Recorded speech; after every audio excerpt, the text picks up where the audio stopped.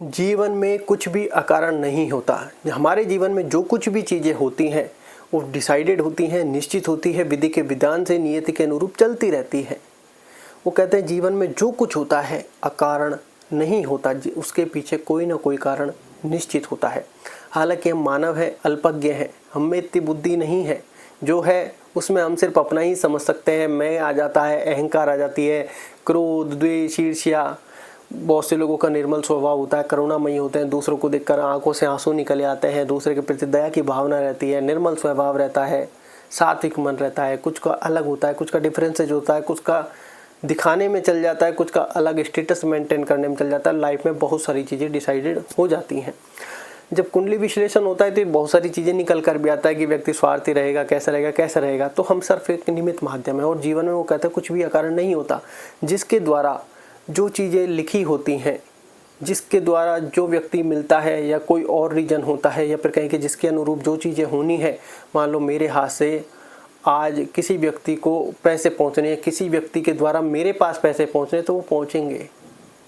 अब ऐसे उसमें फीलिंग कैसी आएगी, मैं तुझे दे रहा हूँ, मेरी वजह से तुझे तेरा काम चल रहा है, तो करते रहता है भगवान भगवान भगवान। बस यहीं पर आकर मात खा जाता है कि हमारे द्वारा 200 रुपये अगर किसी व्यक्ति को पहुंचने और किसी व्यक्ति के द्वारा हमें पहुंचने हैं तो वो पहुंचने हैं, उसको हम टल नहीं सकता। हमको ऐसा लगता है कि जैसे मैंने पहले भी आपको काफ़ी सारी स्टोरीज रिवील की हैं, काफ़ी सारी चीज़ें बताई हैं, और वो जो जितनी भी सारी मैंने चीज़ें बताई आपको एग्जैक्ट मानो कि जैसे पहले हमको पॉइंट मिलता है, फिर हम लाइफ से उसको जोड़ते हैं कि किसकी लाइफ से कनेक्शन खा रहा है, फिर उसके ओपिनियंस मैच करते हैं कि कितना मैच खा रहा है, क्योंकि फिर वो रियल है और उसी को हम शेयर करते हैं। क्योंकि ऐसा नहीं कि लो स्टोरी बता दी, क्योंकि जीवन में कहें कि जो होता है अच्छे के लिए होता है, ये मानकर हमेशा आगे बढ़ते रहना चाहिए। कुछ चीज़ें हमारे समझ में आती, कुछ चीज़ें हमारे समझ में नहीं आती। जैसे हम कहते हैं कि यार हमारी तो भोले भोले भोले भोले में श्रद्धा है, भगवान शंकर में श्रद्धा है, हम तो भगवान ओम नमः शिवाय ही जपेंगे। ये आपको मैं एक उदाहरण बता रहा हूँ कि हम तो ओम नमः शिवाय जपेंगे।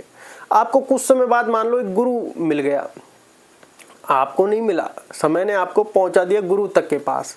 हो सकता है उस समय आपका गुरु बनना कोई तय है नहीं है, उस समय हो सकता है आप परेशान और वो एक साधु संत महात्मा के पास पहुंच गए, या फिर कहें कि किसी ब्राह्मण देवता के पास पहुंच गए। वहां पर आपको कुछ परेशानी, आपने परेशानी बताई, उन्होंने कुछ आपको समाधान बता दिया। हो सकता है उस समय आपके वो गुरु बने नहीं बने, क्योंकि उस समय आपके हाथ में वो या फिर कुंडली में वो योग हो या नहीं हो, आपने वो चीज़ें की, आपके लाइफ में सुधार आया, आप और उनसे कनेक्ट होते चले गए। फिर कहें कि गुरु आपने बनाने का प्रयास किया है, उन्होंने कहा कि अभी और रुको, और थोड़ा समय, या फिर और ये चीज़ें करो, उसके बाद देखेंगे।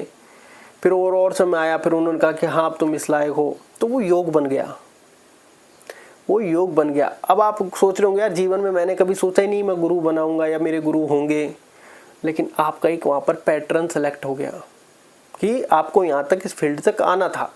अब यहाँ पर आता है दूसरा कॉन्सेप्ट। आपकी कहेंगे मेरी भोले भोले में श्रद्धा है, ठीक है।